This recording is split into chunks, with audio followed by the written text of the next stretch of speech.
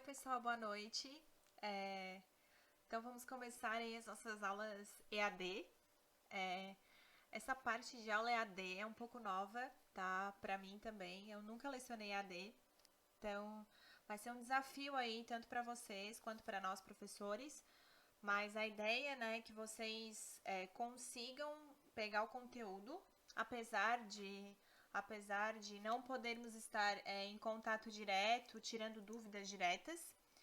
Então a ideia qual é? É que eu passe o conteúdo para vocês, finalize esse conteúdo de gestão do conhecimento que a gente vem trabalhando desde o segundo dia de aula, né? E vocês consigam entender bem para a gente fazer uma avaliação na semana que vem. Então hoje a ideia é terminar o conteúdo, ok? Então eu vou gravar essa aula e mais uma aula, tá? Vou gravar 2 vídeos para vocês, até para facilitar, para não ficar muito cansativo. Então hoje a gente vai finalizar o conteúdo, tá? O conteúdo vai ser finalizado aqui, ó. Então a gente vai trabalhar aqui essa parte de criação do conhecimento na prática. Na verdade, a parte de criação do conhecimento na prática, eu vou relembrar com vocês, que vocês já fizeram, né? Não sei se vocês vão lembrar do espiral do conhecimento que a gente fez com os tecidos. E a gente vai trabalhar daí os modos de conversão do conhecimento. E aí depois a gente trabalha ferramentas de compartilhamento e sociedade do conhecimento na segunda parte com aprendizagem organizacional, tá bom? Então só para relembrar, baseados então sobretudo na competência dos profissionais de uma determinada organização. Aí eu coloquei, né, que é uma disciplina para o desenvolvimento de métodos integrados para identificar, capturar, recuperar, compartilhar e avaliar os ativos de conhecimento de uma organização. É um processo articulado, intencional, para quê? Para sustentar ou promover o desempenho global da organização, com base no conhecimento. Então, quando a gente trabalha gestão do conhecimento organizacional, a gente está trabalhando as pessoas e como elas fazem para gerir tudo que se passa dentro da empresa, porque tudo é gestão do conhecimento, né? Então, a única vantagem sustentável que uma empresa tem é aquilo que ela coletivamente sabe, aliado à eficiência com que ela usa esse conhecimento e a aptidão com que ela o adquire, ok? Então, é a arte de criar valor, alavancando os ativos intangíveis.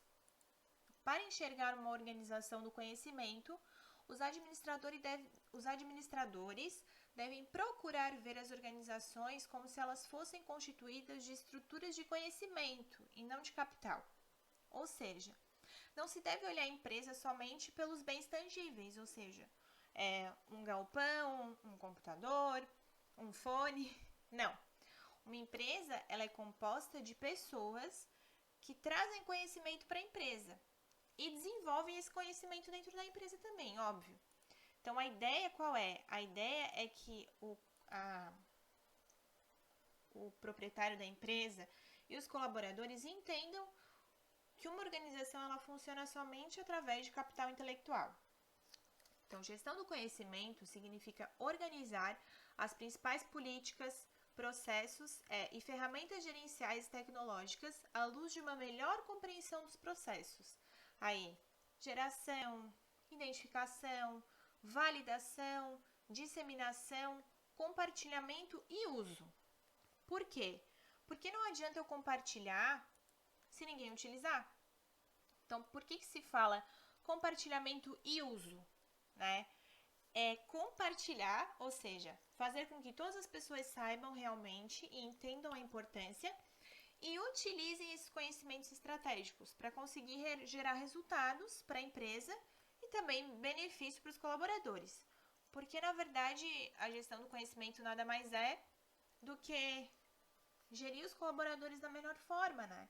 Fazer com que eles entendam de uma forma adequada a importância deles para a empresa. Então, coloquei o que são os ativos intangíveis? O capital intelectual. Então, quando a gente está falando assim, capital intelectual, o que é o capital intelectual? Seria a soma de todo o conhecimento que eu tenho dentro da minha empresa, ou seja, é o geral. E aí eu falo de capital humano, que é a capacidade individual.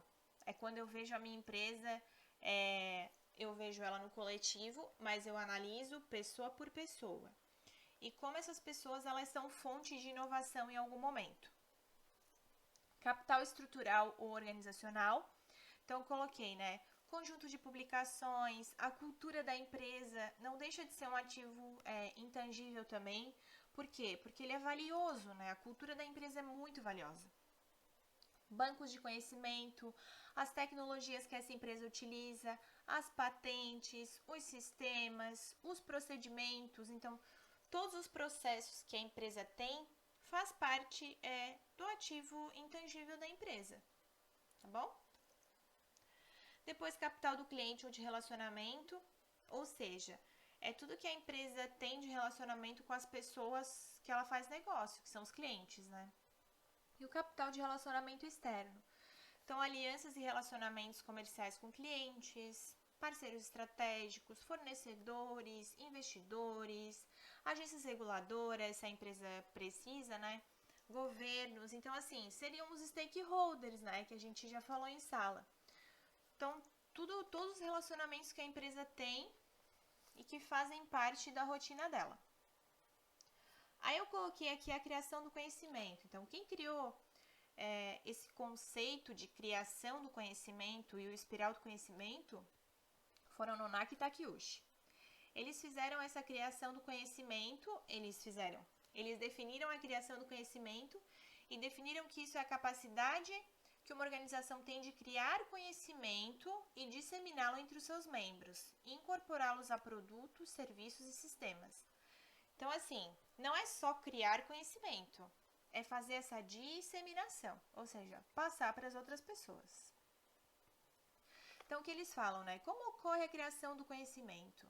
Aumento da base de conhecimento tácitos de um indivíduo, uso da socialização para transferir esse conhecimento a toda a organização, liberando o conhecimento tácito do indivíduo, difusão interativa do conhecimento entre os diferentes níveis da organização, criação de nova tecnologia e de novos processos que exigem inovação contínua.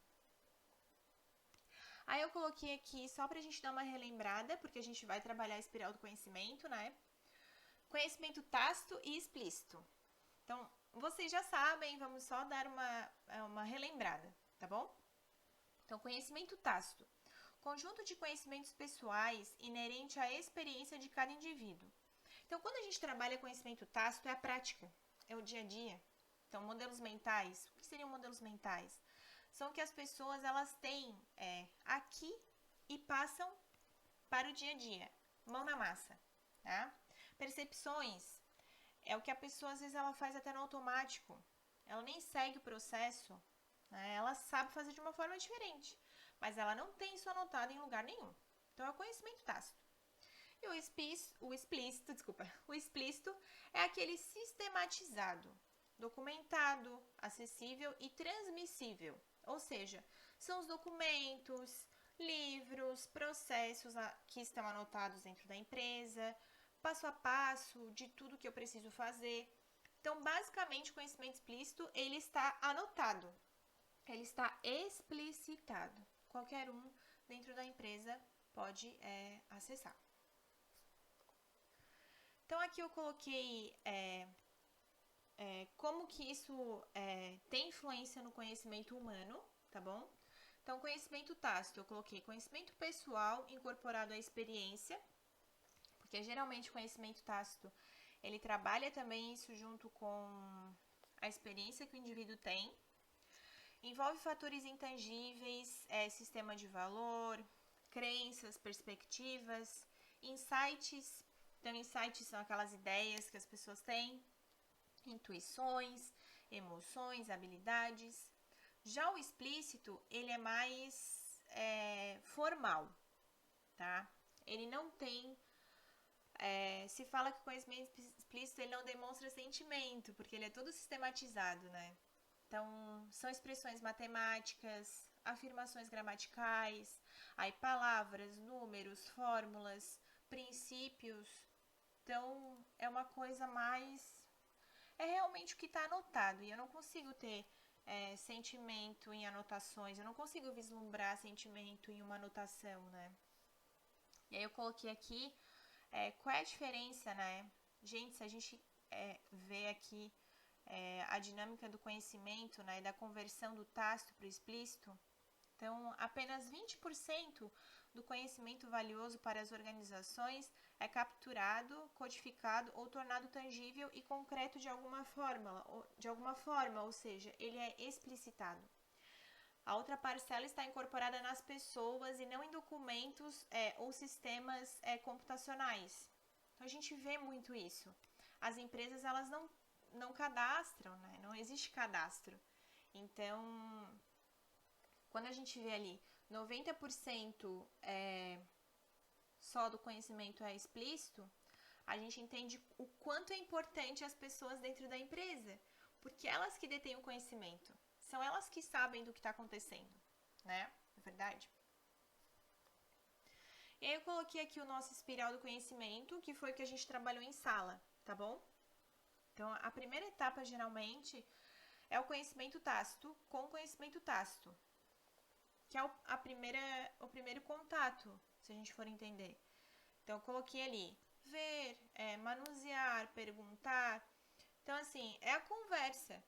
Conversa entre as pessoas é o conhecimento tácito. Depois, é o conhecimento socializado, que a gente fala, né? Tácito com tácito, a gente tem a socialização. Não existe anotações, é só conversas, ok? Depois a gente tem a externalização, que é quando a gente transforma esse conhecimento tácito em explícito. É quando a gente escreve, tá? A gente fala e isso é anotado. Um desenho também é uma forma de externalizar, então às vezes é mais fácil fazer um desenho, tá? Figuras, imagens, então o externalizar é quando a gente faz essa transformação de tácito para explícito, tá bom? Depois a gente tem a combinação, que a teoria mostra que é um dos mais difíceis, assim, porque geralmente quando tu tem explícito, a pessoa não viu. Então, assim, ela não viu acontecer, ela só vê o documento. Ela só vê o processo, ela não vê o processo acontecendo. Então, o processo de venda, uma venda, ela aconteceu lá no dia a dia. Se a gente trabalha só a combinação ela não mostra o dia a dia. Ela tem só a teoria. Então, geralmente a combinação é quando tu faz um agrupamento de vários conhecimentos explícitos, tá? Então, geralmente um processo com uma teoria junto, tá? Então, geralmente não. A combinação é quando eu tenho o conhecimento explícito com o conhecimento explícito. E por último, a gente tem a internalização. Aí a internalização é quando a pessoa ela transforma aquela teoria, aquilo que ela aprendeu no documento e coloca na prática. Ou seja, ela tem um passo a passo da venda e ela segue aquele passo a passo colocando aquilo em prática. Então, o conhecimento explícito em tácito. É o contrário da externalização. Então, na externalização eu transformo o tácito em explícito e na internalização eu transformo o explícito em tácito. Por isso que se fala que é uma espiral. Porque eu tenho, por exemplo, um processo anotado e eu passo isso para tácito. Ou seja, eu coloco em prática. E aí uma outra pessoa vai aprender comigo na prática. Eu vou socializar com ela. Talvez tenha algo para ser melhorado nesse processo de venda, eu vou externalizar. Então, assim, por isso que se fala que é o espiral do conhecimento. Essa parte do espiral do conhecimento, ela é um pouquinho, assim, complexa. Mas, como vocês conseguiram ver na prática, eu acredito que seja bem mais fácil de entender. Então, eu coloquei aqui mais um quadro para vocês conseguirem visualizar. Então, socialização, ó.